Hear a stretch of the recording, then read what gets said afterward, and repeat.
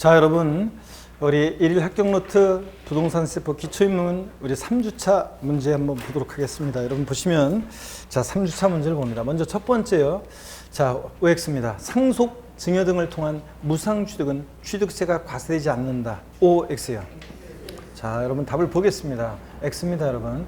우리가 상속이나 증여 등 취득세는 원시 취득이든 승계 취득이든 무상 취득이든 유상 취득이든 취득 원인을 어떻게 한다? 불문하고 과세가 됩니다. 자, 원시 취득이든 승계든 무상이든 유상, 무상 불문하고 과세가 되기 때문에 무상 취득도 과세가 됩니다. 그래서 무상 취득은 과세가 됩니다. 과세되지 않는다. X입니다. 두 번째입니다. 민법 등 관계법령 규정에 따른 등기를 이행하지 않은 경우에는 사실상 취득하더라도 취득세가 과세되지 않는다.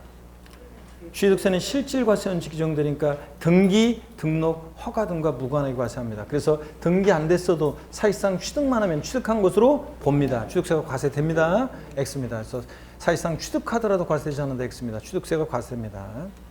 자, 그 다음에 이어서 봅니다.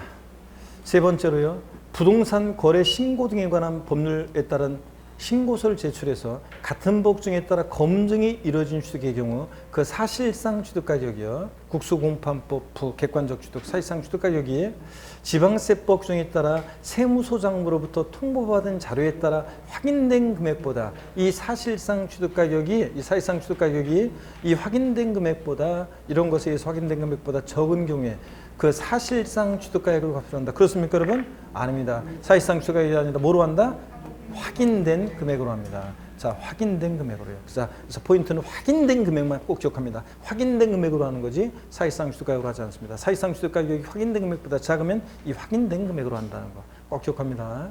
시험에 언제든 하여튼 나온다고 그랬습니다. 이거는. 그 다음에 상속, 유증 포함해서 상속으로 인해서 취득한 경우에는 주된 상속자가 상속받은 취득 물건을 자, 취득한 것을 본다 그랬습니다. OX요. X입니다. 뭐가 틀렸습니까, 여러분?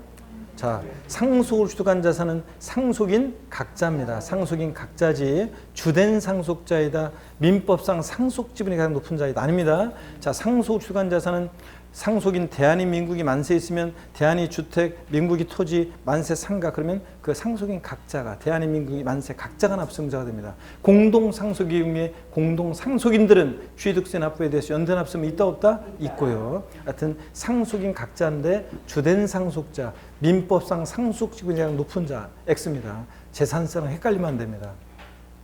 배우자 또는 직계존비속의 부동산 등을 취득하는 경우에 증여로 취득한 것으로 보며 그렇죠. 원칙적으로 배우자 직계존비속의 부동산을 취득하면 대가 인정할 수 없잖아요. 원칙은 증여로 취득한 것으로 봅니다.